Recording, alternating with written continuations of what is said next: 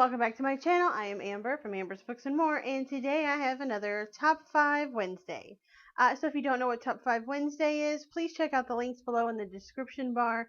I have a link to the Goodreads page where you can find out all you need to know about it. But the topic for this week I'm actually super excited about because it is your favorite children's books. I went on a mission to find all of my favorite children's books that I actually read as a child. A couple of them were a little bit hard because they are now out of print and I couldn't just buy them on Amazon or whatever. So after hitting up two thrift stores and a half price books, I managed to find all of them that I wanted to talk about. Now, as I did that, when I got home, I remembered that I forgot a couple. So basically, I'm cheating because I have 8. So let's just jump right in and just get started. So the first one I want to talk about is actually from, I say like it's the youngest type reader book that I have. Now, I'm not sure if I mentioned this before, but my focus on this topic is to just do ones that I enjoyed myself as a child.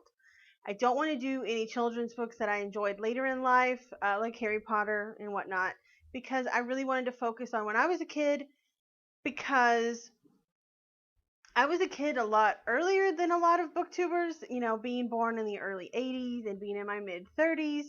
I have some old books that maybe your children or maybe you read, and I don't know. Let's just get started because I want to talk about these books. So the first one I have is the Berenstein Bears. I found this one at the thrift store, and this one actually looks like they still make them because I believe this one was this one was copyrighted in 2005, which is quite new. So I'm not sure if they still make these. And also Mandela Effect, I thought it was Berenstein and not Berenstain, right? But either way, I did really enjoy these stories and even the cartoon that came out based on them after that. But this is definitely a favorite. How many times can I say definitely? I don't know. So the next one I want to talk about was also showed how weird of a kid I was that I really enjoyed these, but the Goosebumps books.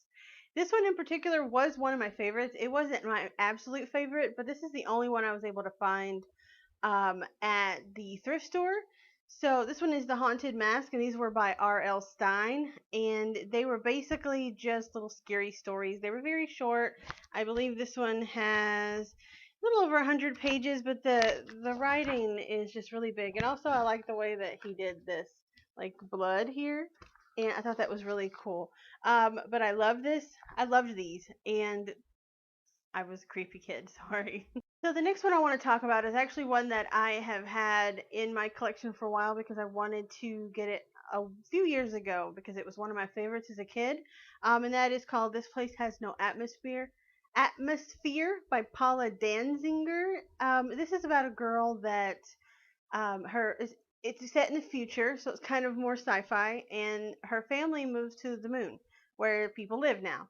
And she's really upset about it because there's a boy that she likes and her best friends are there. And this is kind of her story of her moving to the moon. And this one was the very first like sci-fi book that I had ever read as a kid, and it sparked my love of all things, science fiction, fantasy, all that kind of thing. So I definitely recommend this one. Even if you're a little older, check this out from the library. It's just a very cute story. So the next one I want to talk about is called Time Windows by Catherine Reese. So this one was my first paranormal type read that I ever read, besides Goosebumps. I guess that's kind of paranormal horror. But this one was a little bit different. So this one involves this girl that moves to this new house and this new neighborhood, moves into this big creepy house, and there's this dollhouse that matches the house exactly up in the attic. So when she looks through the windows of the attic, she can see through time and see two previous families that live there and see what they're doing back in time through in the room that she's looking through the window of the dollhouse. So there's a family from the turn of the century, I believe, like the early 1900s, and also one during World War II in the 40s. This is so good. This was so good. This blew my mind as a kid. I think I was probably about 10 or so when I read this, and it blew my mind, and I still remembered it, and I was like, I have to find this book because I want to reread it. And I did reread it a couple years ago, and I might reread it again soon. But definitely check this one out. So the next one I want to talk about is one that I read probably more toward junior high, and I loved it. And I recently saw this book at the bookstore with this beautiful cover I'm about to show you. And I figured I might as well get it because I did enjoy it quite a lot as a child. And that is Little Women by Louisa May Alcott. This is a classic. It basically follows Jo and the little women in her life, her sisters. And I remember specifically reading this because we used to get these points. So we would read the book and we would take a test and we would get these points for how many we got right. And then whenever you had so many points, you could win prizes. You know, you could win like a free I remember having candy. I remember having like a free day that you didn't have to do any work, or like a free 100 on your homework, stuff like that. Uh, Back in early middle school, late elementary. And so I really love this cover. It's got this little thing here, and it opens up, and it's the book. So, and it's a long book, and it's small paper, and it's small writing, but that's okay because I really like this cover. So now we're getting into my top 3 book series that I read as a kid, because I did have a love of series growing up. I always wanted to collect all of the series, and I did collect a lot of series.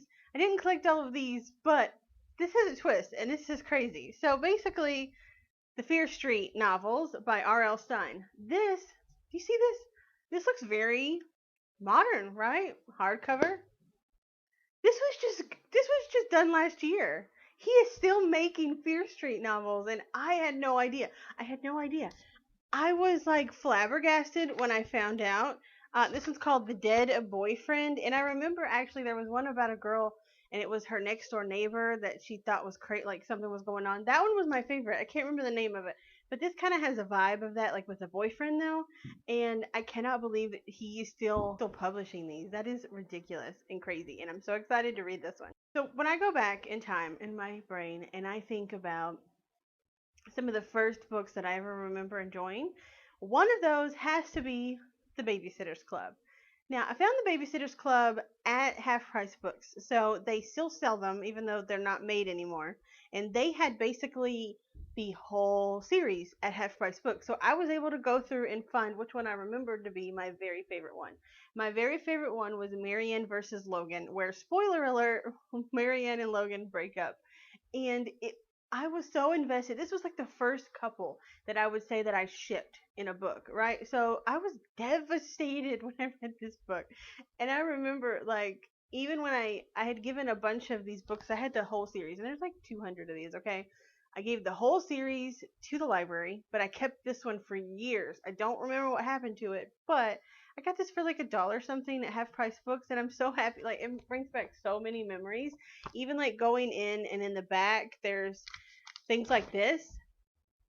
They had, okay, back in the 80s and 90s, they had these little book clubs or whatever where you could just check off and mail this in and they would send you the books. There was no internet, okay? No internet. I could not go on Amazon and purchase them. It was hard. It was mail order books. It was crazy. But these books are so cute. Since they are a little bit easier to get to, if you have young teenage girls, like late, like 10, 11, I really recommend having them read these because they are about friendship and they are just so cute and I love them. Okay, so we're down to the last one. And I know I cheated and I had more than 5, but that's okay. But this was my absolute 100%, no questions asked, very favorite series that I read as a kid. Sweet Valley High. Oh my god, this was so hard to find.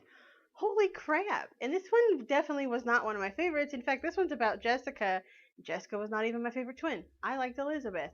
So basically, if you've never heard of Sweet Valley High, which if you're under the age of 30, you probably have not.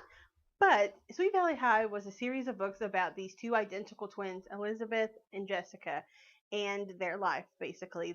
One book was usually Elizabeth, and the next book was Jessica, and back and forth, and then they had some special ones. There was hundreds and hundreds of these books, okay? I read all of them. I love them. So, Sweet Valley High. I had to go to 2 thrift stores to find one Sweet Valley High book, and I think I paid like 50 cents for it. That's crazy. My very favorite book, though, that was one of Jessica's, was when she started dating Bruce Patman. If you read Sweet Valley High, that's gonna take you back, right? They made a TV series in the 90s and it was not great, but what are they ever adaptations? But anyway, I don't know why I'm rambling. I just love this book so much. Like, it's so much smaller than I remember it being because I remembered it being so long. And I'm literally looking at it and I'm like, it's 150 pages. I'm like, oh my gosh. Oh, childhood. Anyway, so I wonder if this has one of those things in the back too. No, this one actually goes all the way to the end. Um, but it does have like a list of some of the previous books. Um, And so one thing that was really cool that I didn't realize about this at the time, but now I'm wondering, like, man, if I was older, I would have loved to get involved in this because I knew the character so well. But most of Francine Pascal, she created the series and then she hired a bunch of like ghostwriters to write it. But the ghostwriters were credited. So this one here was written by Kate William. It says written by Kate William, created by Francine Pascal. I think that would have been a cool way to get into the industry. Hmm. Memories. Okay, that's my list of children's books I want to talk about. I was so happy to see this one because I really had to go down memory lane, and I know it's probably not as much of memory lane if you're like 18, Dylan, but when you're in your mid to late 30s, going down memory lane is a little bit weird, and it was. And seeing these books and smelling these books that I used to love is a little bit odd. I won't lie, but I loved it. So, tell me, what are some of your favorite children's books? Did you read any of these as a kid? Have you read any of these recently? Let's talk about stuff like that, and them down here. Alright. Right there. Anyways, that's all I have for you today. So until next time, have a great day wherever you are, and I love you. Bye.